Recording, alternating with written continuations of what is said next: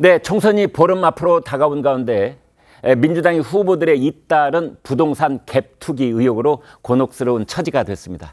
이재명 대표가 갭투기 의원은 국회에 입성해서는 안 된다. 이제 이러면서 37억 갭투기 논란을 일으켰던 세종갑의 이영선 후보 공천을 취소했지 않습니까? 그런데 곧바로 또 다른 후보가 갭투기 의혹에 휩싸였습니다. 이번엔 누군지 확인해 보겠습니다. 이재명 후보가 갭투기한 사람은 민주당 후보로 출마를 할 수 없다라고 했는데요. 몇 가지 사례를 몇 명 소개해드리겠습니다. 부천을의 김기표 후보입니다. 강서구 마곡동 상가 두 채 65억 원어치를 가지고 있고 그에 따른 부채가 57억 원입니다. 이거 갭투기입니까? 아닙니까? 이재명 대표는 답변해 주십시오. 네, 회계사 출신 김경률 국민의힘 비대위원이 공격수로 나선 모습입니다. 김기표 민주당 후보, 지난 주말 공천을 박탈당한 이영선 전 후보 사례처럼 부동산 가격과 대출금 이 차이가 크지 않아 보이는데요. 자, 김혜림 기자 좀 구체적으로 짚어주세요. 네, 선관위 홈페이지에 올라온 후보자 재산 공개 상황을 좀 살펴봤는데요. 네. 김 후보는 이번 총선에서 30억 원의 재산을 신고했는데요. 땅 투기 의혹이 제기된 광주 임야를 제외하고 부동산 대부분을 그대로 신고했습니다. 서울 강서구 마곡동 상가 두 채와 아파트 등 부동산으로만 80억 원을 신고한 건데요. 은행 채무가 56억 원이었습니다.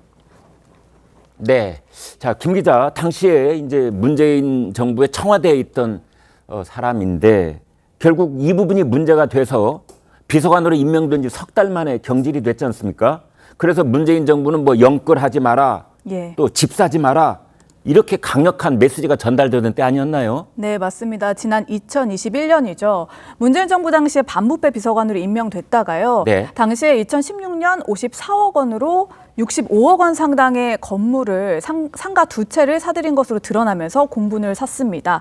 투기는 아니라는 청와대 해명이 있었는데 이게 또 논란을 키웠는데요. 결국은 그 임명 3개월 만인 2021년 6월 투기 목적은 아니었지만 공직자의 도리와 사회적 책임감을 감안했다면서 사퇴 의사를 밝혔고 청와대도 국민의 눈높이에 맞춰서 적극적으로 조치한다고 했었습니다. 그런데 이번에 논란이 된 상가 두 채가 바로 그 당시에 문제가 된 그 상가 두 채입니다. 마곡동에 있는 상가가 그대로 남아 있는 건데요. 이 때문에 그때는 틀리고 왜 지금은 맞는 거냐 뭐 이런 지적이 나오는 겁니다. 네, 그렇군요. 그때는 틀리고 지금은 맞다. 이제 영화 제목을 패러디한 그런 내용인데요. 이 대출 56원을 끼고 6억 원을 끼고 부동산 자산이 80억 원이나 됩니다. 이 문제를 둘러싸고 의혹이 분출하고 있는데요. 차재원 교수님, 네. 그러니까 그때는 공직을 사퇴를 했는데 네. 이번에는 이제 국회의원 출마를 하는 거예요. 네.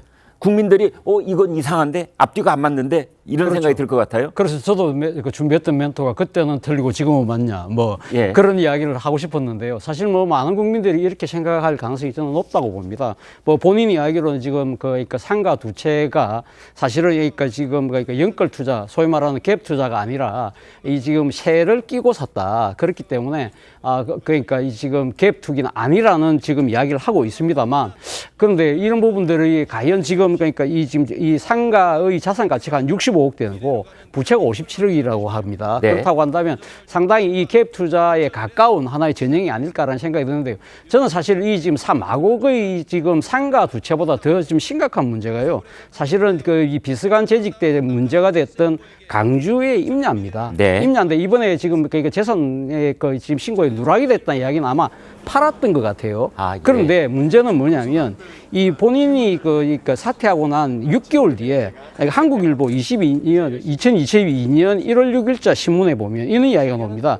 그러니까 지금 김기표 비서관이 사퇴해서 문제가 됐던 땅이 네. 지금 매물에 나왔다. 매물에 나왔는데 네. 이 2017년도에 매입가가 평당 10만 원 정도였는데 매물가는 얼마로 나왔냐고 하면 310만 원이 나왔다는 겁니다. 몇 배입니까 도대체? 30배가 늘어나는 거죠. 네. 그러니까 그렇다고 한다면 그래서 대략 시가로 한 70 7억 정도가 된다. 네. 그런 이야기를 했습니다. 그렇다고 한다면 이것이 진짜 실제 거래가 됐는지 안 됐는지, 이 가격으로 됐는지 안 됐는지 모르겠지만 네. 대충 시세가 그 정도였다고 한다면 그 비슷한 가격으로 팔렸을 가능성이 크잖아요. 네. 그렇다고 한다면 상당한 지금 부동산 그 투자, 본인 뭐 이야기대로 투자에 따른 이 지금 그 이익인데 네. 사실은 당시도 이 논란과 관련해서 당시 그 비서관이 김기표 그 당시 비서관이 뭐라고 이야기를 했냐면 사실 그 맹지다 그랬거든요. 네. 그런데 강주시의 도심 개발 때문에 도시계획이 바뀌면서 그것이 임야가 대지로 바뀌면서 이 가격이 이렇게 치솟았단 말입니다. 네. 그래서 만약에 진짜 그 이 보도대로 이 정도의 차익을 남겼다고 한다면 정말 심각한 문제가 될 수 있잖아요. 이런 네. 부분들에 대해서는 정말 얼마를 받고 팔았는지, 그리고 그 차익이 얼마인지, 그 실현된 차익은 소위 말하는 뭐 예를 들면 본인이 공직을 사퇴했으니까 거기에 대해서 뭐 사회 공헌을 했는지, 이런 부분들은 사실은 국회의원 출마자로서 저는 국민들에게 밝힐 필요가 있다는 생각이 듭니다. 네. 여러분 너무 잘 알고 계시는 것처럼 지금 그 대장동, 백현동 할 때 백현동 개발도 토지 용도가 4단계나 점프해서 왜 상향됐지 않습니까? 원래 자연 녹지가 이제 준 주거지로 바뀌면서 그 토지의 이 시세적 가치가 엄청나게 치솟은 건데요. 지금 거론하고 있는 이 임야가 대지로 되면서 그 땅값이 수십 배 치솟았을 가능성, 그 과정에 도대체 무슨 일이 있었는지 뭐 이런 것도 이 차제에 좀 차분하게 짚어봐야 되지 않을까 이런 생각이 듭니다. 결국은 이제 이런 문제가 빚어지면은 이것이 영끌 비투, 갭투기 이제 이것에 해당되느냐 아니냐 이제 이걸 가지고 얘기가 많은데 김민수 대변인께서는 어떻게 보십니까? 국민이 하시면은 투자이고 네. 정치인이 하면 투기이다. 가 정확한 말인 것 같아요. 예. 왜냐하면 예. 시장 경제에서는 사실 이런 거를 레버리지를 활용한 투자로 봅니다. 네. 근데 이게 이러한 부분들을 불법 투기로 해서 계속 부동산 적폐 세력으로 몰고 간 게 다름 아닌 문재인 정권이에요. 예. 네, 그리고 정치인들의 부동산 투기가 문제가 되는 이유는 방금 교수님 말씀하셨듯이 제한된 정보에 불법적으로 접근했느냐 봐요. 네. 그리고 일반 국민들은 불가능한 대출이 내 신용을 넘어서 부당한 권력에 의해서 개입됐느냐 이런 부분들 때문에 더 아무래도 눈총이 따갑겠죠. 네. 근데 당시에 지금 이 김기표 반부패 부서관 같은 경우는 문재인 정권 당시에 일반 국민들에게는 주택도 내 집도 사는 것도 투기라고 규정을 할 때입니다. 네. 이런 투자 제한들을 굉장히 많이 할 때예요. 네. 내 집 하나 마련하는데 대출 받는 것조차도 제한하던 그 시기에 많은 민주당의 정치인들이 정말로 큰 대출을 받아서 상가를 사고 땅을 사고 이러고 나서 나는 투기가 아닙니다라고 하는 거 어불성설이죠. 네. 근데 이 부분들은 당시에 문재인 정권 당시에도 비서관으로서의 자격도 없다라고 해서 경질이 됐다라고 하면 당연히 국민의 대표로서는 더 자격이 없다라고 보는 것이 맞을 것이고요. 그리고 이제 이러한 부분들에 대해서 정말 대출이 아까 보니까 뭐 70% 정도 되는 것 같아요. 상가 그 자산에. 이러한 대출들이 정상적으로 이루어졌는지, 그리고 이제 정보 접근들, 땅에 대한 매입 같은 것들은 정보 접근이 정상적으로 이루어졌는지 이런 부분들을 확인해야 될 것으로 판단되어지고요. 그리고 특히 이번에 이재명 대표가 갭 투기한 자는 후보로서의 자격이 없다라고 명확히 했습니다. 그랬죠. 그럼 민주당이 얘기하는 갭 투기는요, 내 에쿼티 자본금과 그리고 빚의 차이가 나면 투기인 거예요. 네. 그럼 그 같은 기준으로 본다라고 하면은 김기표 이 전 비서관 같은 경우도 후보로서의 자격이 없다라고 규정하면 될 것 같습니다. 네. 네. 후보로서 자격이 없다. 그리고 이제 김민수 대변인께서 이런 말씀을 하셨습니다. 처음에 국민이 하면 투자고 정치인이 하면 투기인 것이다. 이렇게 명쾌하게 정리를 하셨는데요. 제가 그걸 한 번 더 패러디 해본다면 지금 대한민국 정치인들은 자기가 하면 투자라고 우기고 국민들이 하면 투기로 몰아세우는 것은 아닌지 그런 걱정이 듭니다. 네, 김아림 기자. 그런데 김기표 후보는 지금 정작 뭐라고 얘기합니까? 네, 어제 제가 김기표 후보와 직접 통화를 해봤는데요. 네. 좀 간단하게 먼저 정리를 해보자면 좀 억울하다는 입장입니다. 억울하다? 네. 예, 일단 팩트를 좀 정확하게 봐달라면서요. 갭투기나 갭투자 이런 거는 보통 상가가 아니라 아파트를 얘기할 때 전세금을 끼고 자본금으로 사서 집값이 올라가면 시세 차익을 얻는 것을 얘기하는 걸로 안다. 네. 그래서 본인은 상가를 월세를 좀 받으려는 목적에서 한 거라서 좀 그 갭투기 개념에 맞지 않다라고 설명을 했고요. 네. 또 좀 상가를 자기 돈으로 사는 사람은 아마 거의 없을 거다라고도 네. 하면서 이제 본인이 대출을 받아서 한 거에 대한 해명도 했습니다. 네. 그래서 갭투기가 맞지 않고 조금 무리한 공격이라고 생각한다면서요. 반부패 비서관 사퇴를 하고 받은 상처는 아직도 좀 아프다. 당시 아내와 경찰 수사를 다 받았는데 혐의 없음으로 끝났는데도 당시에 기사 한두 개만 나고 끝났다라고도 억울함을 표하기도 했습니다. 그렇군요. 이제 저런 식으로 얘기를 했는데 시청자분들 중에는 아마 부동산 전문가들이 많이 계실 겁니다. 갭투기는 아파트에 해당되는 거지 상가는 아니다. 이 말 맞습니까? 그리고 상가는 자기 돈 내고 사는 사람이 거의 없다. 이 말 맞는지요? 혹시 여기에 대해서 의견 있으시면 댓글로 주시면 저희가 방송 후반에 소개해 드리겠습니다. 이재명 대표는 37억 갭투기 의혹의 이영선 전 후보를 팔을 잘라내는 심정으로 공천 취소를 했다지만 김기표 후보에 대해서는 그렇지 않았는데요. 한동훈 위원장은 그 이유를 이렇게 지적하고 나섰습니다.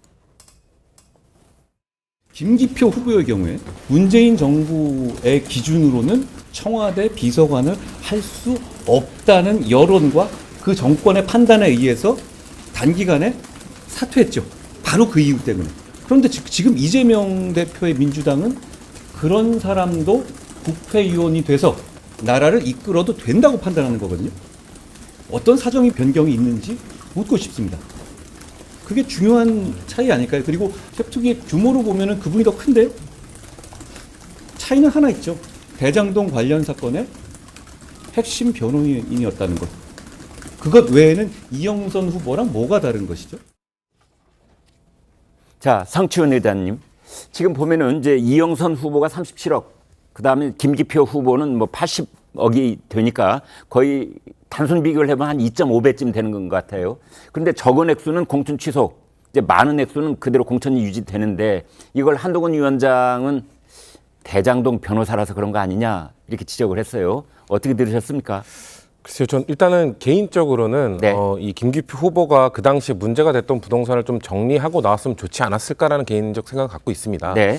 하지만 지금 한동훈 위원장이 비교하는 것은 좀 무리하다라는 생각을 하는데요. 네. 단순히 금액만 갖고 비교할 수는 없는 것이죠. 왜냐하면 이영선 후보는 사실상 투자자금 거의 1억 원 정도를 갖고 37억 원을 부풀려서 38억 원까지 만든 거 아닙니까? 네. 그게 전형적인 갭투기죠. 그리고 그렇게 해서 10채 이상의 아파트 상가를 포함한 부동산을 보유하고 있는 전형적인 갭투기 의혹을 보여왔고, 그리고 심지어 당에는 2채밖에 없다고 허위 신고를 했습니다. 네. 그게 어떻게 갔습니까? 그런 부분에서 명백한 차이가 있다는 것이고요.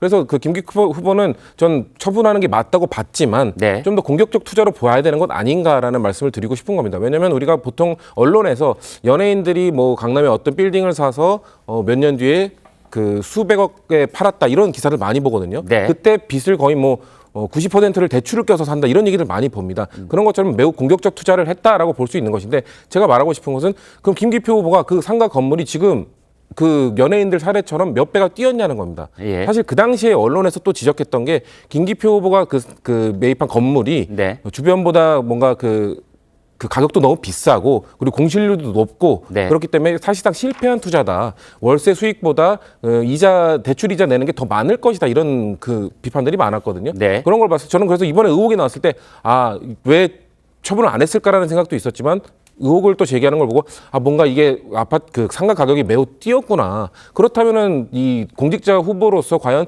이렇게 수십억의 대출을 받아서 그 건물이 널뛰게 하는 가격이 확 뛰는 그런 네. 거를 그 이득을 보는 것이 맞느냐라는 그 생각을 했었는데, 지금 그런 문제쟁이나 그런 팩트는 아무것도 안 나오고 있거든요.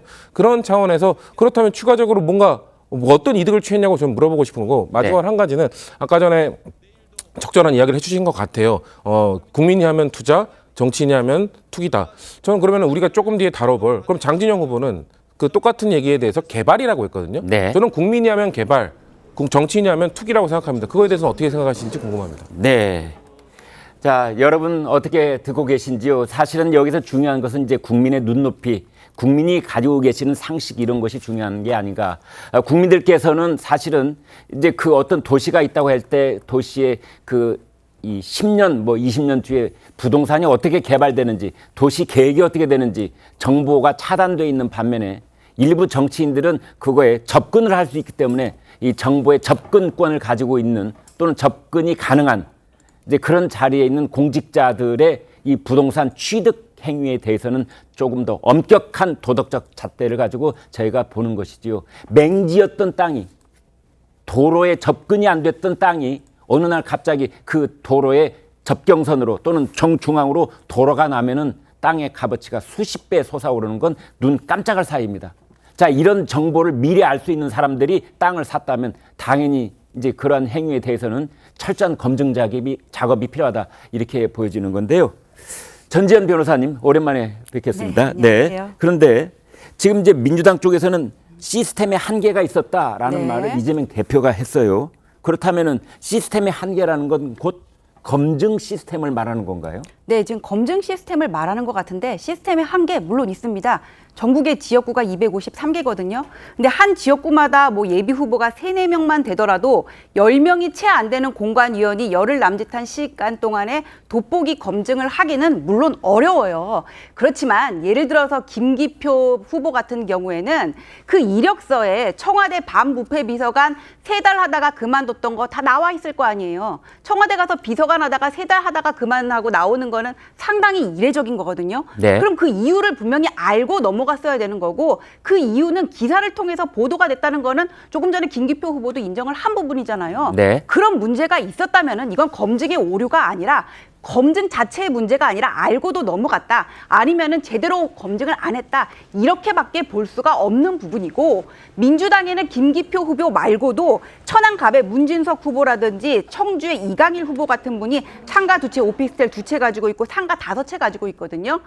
공직자는 제한된 정보를 일반인들보다 더 쉽게 접근을 할 수가 있단 말이에요. 근데 상가 4채, 5채 저렇게 가지고 있는 것이 일반적인 거주의 목적은 아니란 말이에요. 저렇게 가지고 있으면 취득 경위를 분명히 확인을 하는 게 맞는데 그냥 넘어갔다면은 저것도 검증을 제대로 하고자 하는 최소한의 의도조차 없었다. 그런 그 검증 시스템의 그 범위 바운더리 안에서도 검증을 제대로 하고 넘어가자는 의도조차 없었다, 그렇게밖에 볼 수가 없습니다. 그러니까 검증 과정에서 이제 검증에 참여하고 있는 사람들이 이 후보에게는 당 지도부 혹은 당 대표의 의중이 실린 후보다, 이제 이런 뜻이 좀 그런 영향력이 반영됐을 수 있다, 그 가능성을 지금 지적하고 계시는 건가요? 여기서 제가 예단을 할 수는 없지만 혹시 네. 그런 게 아닌가, 뭐 어떤 합리적인 추정을 할 수는 있는 거죠. 네.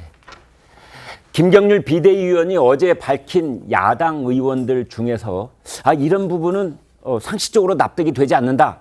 뭐 예금이 0원, 그다음에 현금이 0원, 이런 분들이라든지, 또는 일반인들에 비해서 과도하게 많은 상가, 아파트, 오피스텔 이런 것들을 보유하고 있는데 또 상당 부분 그게 빚으로 취득한 물건일 경우에 이제 우리는 그걸 이게 혹시라도 갭투기가 아니냐, 이렇게 의혹을 제기한 대상이 5명입니다. 1차로 검증한 사람이 5명인데 아마 그런 작업을 김경률 비대위원이 계속해 나가면 앞으로 이제 추가로 어떤 사람들이 나올지는 모르겠습니다만은, 자, 김아림 기자, 이번에 지목된 다른 후보들 입장 좀 들어봤나요? 네, 그렇습니다. 이강일 후보는 네. 그 오피스텔을 2채를 가지고 있는 걸로 드러났고, 문진석 후보는 상가 4채를 갖고 있는 걸로 드러나서 투기 의혹이 일었죠. 이강일 후보와 통화를 좀 해봤더니요. 네. 23년 전에 분양받은 상가로 소유권 변동이 없다.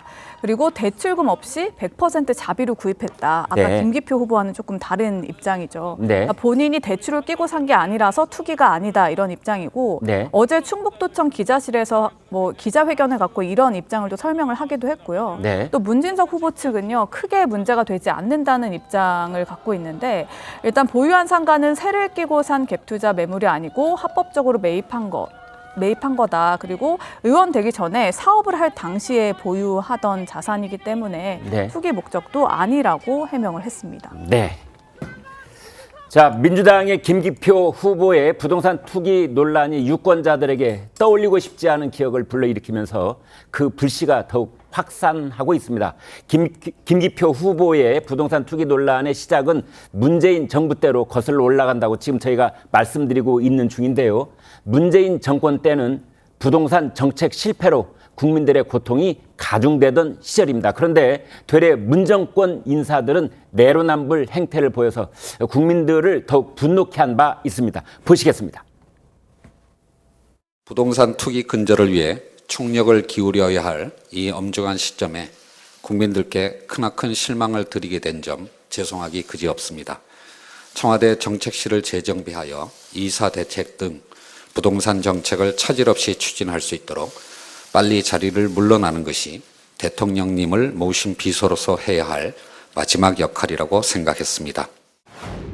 온 국민이 집값 문제로 불안에 떨고 있는데 공직자인 제가 큰 돈을 들여 집을 샀습니다. 청와대 대변인은 늘 삼가고 조심해야 하는 자리인데도 그 유중함을 망각했습니다. 국민의 기대를 저버린 어리석은 행동이었습니다. 지난 2년 후회하며 살았습니다. 네, 지난 세월을 지난 2년을 후회하면서 살았다 이런 말까지 했는데 당시 문재인 대통령은 이 부동산 투기를 통해서 돈 버는 걸 더 이상 할 수 없게 하겠다. 이 서슬프르게 뭐 그런 말도 했습니다만 김기표 당시 반부패 비서관은 물론이고 당시 정부 인사들의 부동산 내로남불 행태가 국민을 격분케 했는데요. 네, 김아림 기자. 예. 그 내용을 좀 보죠. 예, 당시에 김기표 비서관의 부동산 연끌비트 논란은요, 초반에는 청와대가 엄호를 했었는데요. 네. 큰 대출을 일으켜서 수십억 대 상가를 사들였고 일반 국민들에게는 투기라는 프레임을 씌워놓고 정작 내부 인사에게는 애써 투자라는 표현을 사용하면서 내로남불이라는 지적을 받았었습니다. 네. 심지어 최근 불거진 의혹이 당시에 불거졌던 의혹과 똑같아서 더 논란이 되고 있는 건데요. 김기표 후보는 이게 당시에도 이제 54억 원 은행 빚으로 65억 원대 상가를 매입한 게 논란이 돼서 사퇴를 한 바 있죠. 네. 특히 당시 반부패 비서관을 맡고 있었다는 점에서 그 비판이 더욱 거셌는데요. 여기에 또 그 당시에 청와대 대변인을 맡았던 김의겸 의원도 10억 대출을 받고 흑석동 상가 건물을 매입한 걸로 알려져서 사퇴를 했었고요. 또 2020년 당시에 김조원 청와대 민정수석은 다주택자 매각을 권유하자 2억 원을 비싸게 내놔서 꼼수 논란을 또 자초한 바가 있습니다. 심지어 부동산 정책을 주도한 김상조 당시 정책실장도 부동산 내로남불 행태로 물러났는데요. 김상조 실장은 임대차 3법 이틀 전에 전셋값을 14%나 인상해서 논란이 됐고 결국 사퇴를 한 바 있습니다. 네. 저때 정말 돌아보면은 정말 온 국민이 놀라움과 분노의 도가니에 휩싸일 만큼 정말 이만저만 시끄러운 사태가 아니었었습니다. 자, 전 변호사님. 네. 그런데 이제 그랬던 사태가 있었는데 자, 그것을 마치 잊어버리기라도 한 듯이 이번에 총선에서 공천장을 딱 주었습니다. 네. 그 해당 지역구의 유권자들이 기억 못할 것이다 이런 생각하고 있는 건가요? 그 문제를 만약에 가볍게 여긴다면 그럴 수 있을 것 같아요. 네. 왜냐하면은 예. 제가 지난 경선 때 어떤 지역에서 후보가 경선 확정 이런 문자를 지역에 돌린 적이 있거든요. 네. 그러니까 유권자들은 경선 확정이 이 사람이 후보자로 공천을 받았다 이렇게 받아들이는 사람들이 많았어요. 네. 그만큼 그 바닥 민심을 보면은 일부 정치 고관여층을 내놓고는 우리 지역의 후보자가 누구인지도 몰라요. 아, 예. 근데 그 후보자가 누구인 줄을 알고 21년에 한 3년 전에 이 사람이 어떤 일로 비서관을 그만뒀는지를 뭐 검색을 통해서 찾아본다 이런 거는 사실 거의 기대하기가 어려운 일이거든요. 네. 그래서 각 당의 공천관리위는 후보자들에게 국민들에게 정말 필터링된 깨끗한 그런 인물들을 내세워야 될 그런 의무와 책임이 있는 건데 네. 이런 것들을 뻔히 알 수 있는 사실을 제대로 검증을 하지 않고 공천장을 줬다는 거는 저는 유권자를 기만하는 거라고 생각합니다. 네. 자, 김 대변인님, 네네. 뭐 유권자를 기만하는 것이다 이런 말씀까지 주셨는데 사실은 국민의 눈높이 했을 때 그 국민의 눈을 가지신 이제 유권자들께서도 이런 부분을 찬찬히 살펴봐야 될 그런 필요는 있어요. 네. 그러니까 지금 이게 사실은요, 투자랑 투기가 명확한 구분을 할 수가 없습니다. 그리고 대출을 끼고 내가 부동산을 샀다라고 해서 이게 투기도 아니에요. 불법도 아니에요. 네. 근데 중요한 것은 문재인 정권과 민주당이 내 집 한 채 갖고 있는 사람들조차도 정말 부르주아 불법 세력으로 계속해서 규정을 지었다라는 겁니다. 네. 그럼 지난 정권에서요, 집 두 채 있는 사람 언제까지 팔아라, 세 채 있는 사람 언제까지 팔아라고 하면서 이러한 집 정말 두 채가 내가 가족 여러 명 있는데 네. 두 채 가지고 있는 사람들조차도 범죄자처럼 계속 몰고 갔던 건이에요. 네. 그러면서 정작 문재인 정권 당시의 사람들은 내 집은 집은 팔기 싫어서 비싸게 내놓고 네. 그리고 뒤로는 이렇게 빚을 많이 받아서 건물도 사놓고 상가도 사놓고 아파트도 여러 채 사놓고 네. 이런 것들이 문제였다. 근데 지금 이러한 후보들을 검증하는 과정에서 이재명 대표가 자신감 있게 정말로 우리는 이런 갭 투기한 사람들에 대해서는 후보로서의 자격을 뺏겠다라고 해놓고 이렇게 뒤에 대장동 핵심 변호사 한 명은 남겨뒀다라고 하면 네. 이것은 한번 짚어봐야 되는 안건이고 국민들께서 지난 4년 전 거 기억하기 힘듭니다. 네. 그리고 뉴스들을 다 보시고 있는 것이 아니기 때문에 모를 확률이 아주 높아요. 그럼 이런 것들은 계속해서 우리들이 알려줘야 되고 다시 이야기를 해야 되는 부분이죠. 그리고 지금 이미 후보 등록 기간이 끝났기 때문에 다른 후보들을 다시 올릴 수는 없겠지만 민주당 이재명 대표는 본인이 했던 말에 대해서 책임을 지고 네. 후보 사퇴까지 받아야지 맞다라고 다시 한번 강조드리고 싶습니다. 네.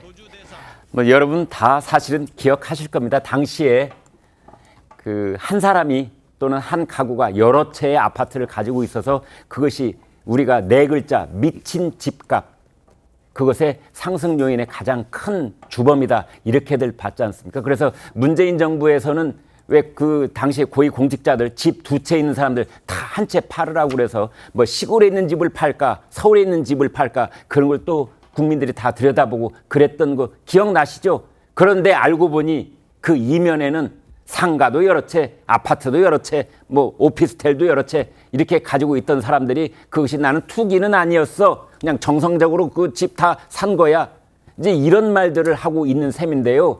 김기표 후보는 특히 나는 살 생각이 없었는데 지인이 좀 사달라고 해서 내가 어쩔 수 없이 샀지, 이제 이런 말까지 했습니다. 지인의 요청으로 매수했다. 이거 어떻게 봐야 됩니까, 차 교수님? 다시 한 번 더 영화 대사를 패러디하면 네. 비겁한 변명입니다. 그렇게 이야기할 수밖에 없을 것 네. 같습니다.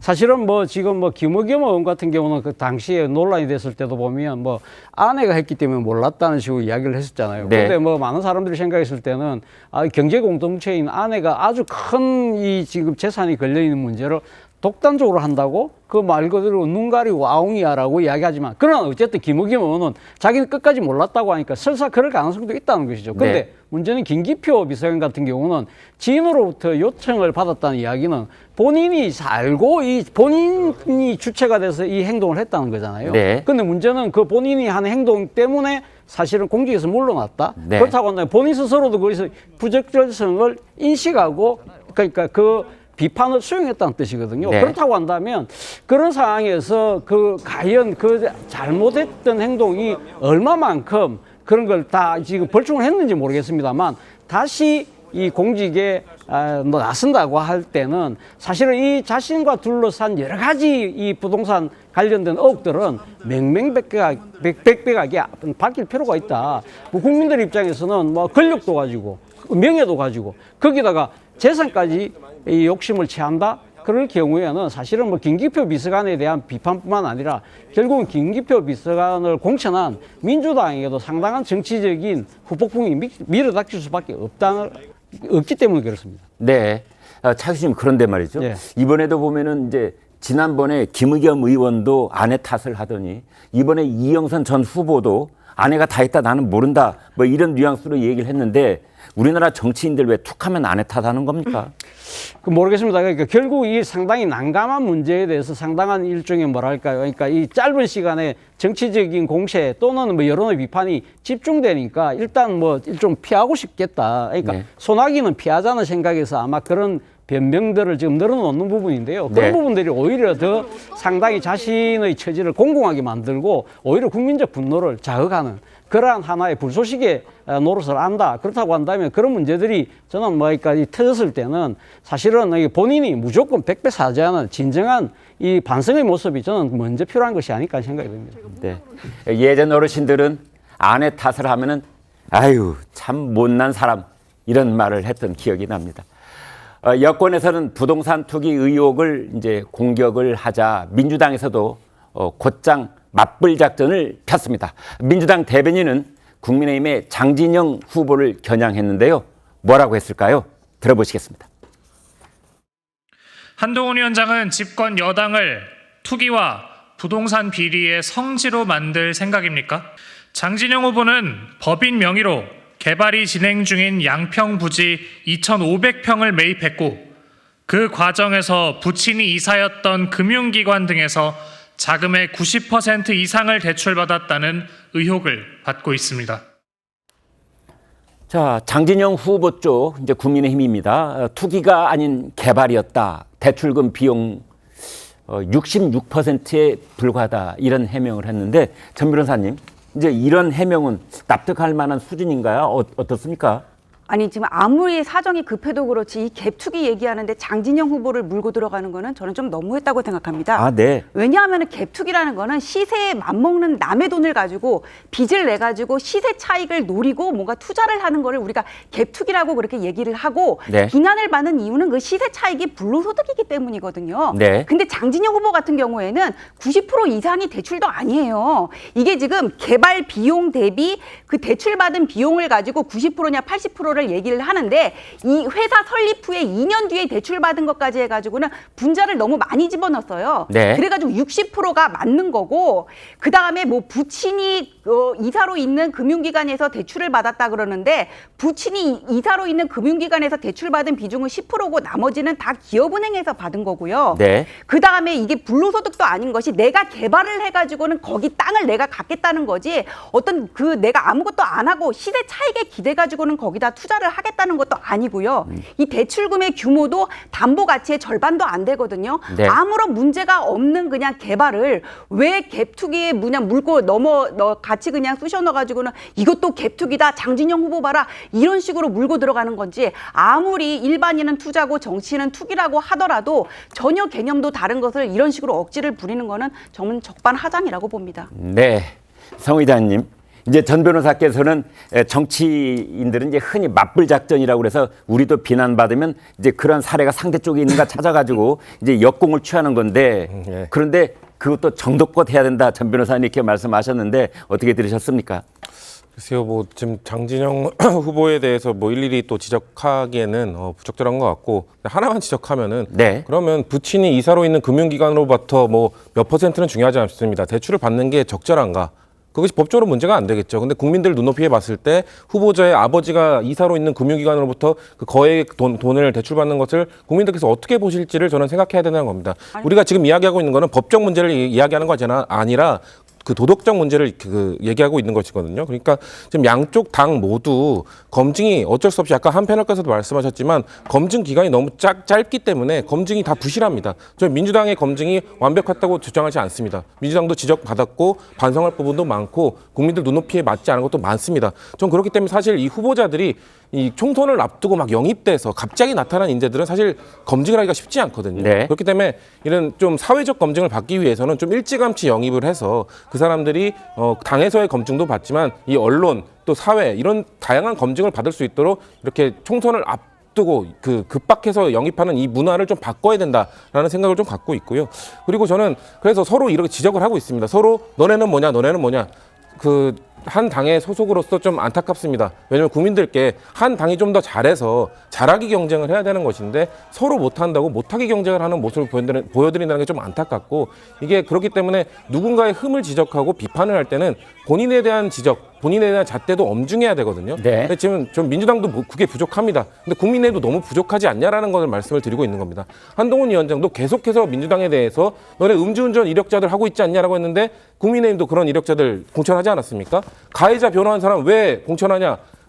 국민의힘도 마찬가지로 가해자 변호한 사람도 공천하지 않았습니까? 이런 내로남불이 계속해서 쌓여가다 보니까 서로 국민들 보기에 양당이 똑같은 행태를 보이고 있는 것 아니냐라는 비판에서 자유로울 수 없다라는 말씀을 드리고 싶습니다. 저 근데 어떤 대출에 특혜를 준 것도 아니고 담보 가치가 다 확보가 돼 있는데 그게 제가 무슨 특혜를 상관이에요? 받았다고 한 적은 없는데요. 국민들 근데 보기에 그런 국민들 이사가 있는 부친이 이사로 있는 데서 대출을 받으면 무조건 안 되는 거예요. 담보 가치가 다 확보로 돼 가지고는 회사에 피해를 준 것도 제가 없는데. 말씀드린 국민들 보시기에 그걸 어떻게 느끼실지를 말씀드린 거지 제가 뭐가 안 된다, 그냥 법적으로 안 위원님의 된다고 눈높이 말씀드린 거 아니에요? 국민들 눈높이. 전 부적절하다고 생각합니다.